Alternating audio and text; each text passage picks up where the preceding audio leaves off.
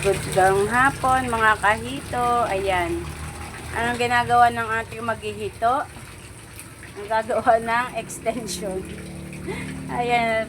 Expansion. Oh, expansion. Expan second floor. Second floor daw ng kanyang hito. Tingnan natin bukas. Bibili siya ng ano pa dyan. Para daw sabi ng mga kapitbahay, ng mga meron ay lagayan ng manok. Para daw ang ipot ay diretso na dito. Ay, naku naman. Hindi na baho. Yan, nung baho na dito sa aming bahay pagka nagkaroon ng manok pa. Hito pa. Bibili daw ulit siya ng fingerlings. Ito ay lalagyan niya ng plastic o kaya tarapal. Bahala na bukas kung alin ang mabili niya.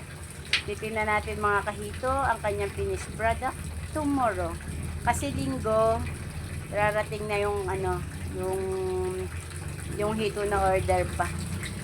Ito naman, tumustahin natin ang mga hito niya. Ayan. Masisigla naman sila. Thank you mga kahito. Update ulit. Gandang hapon.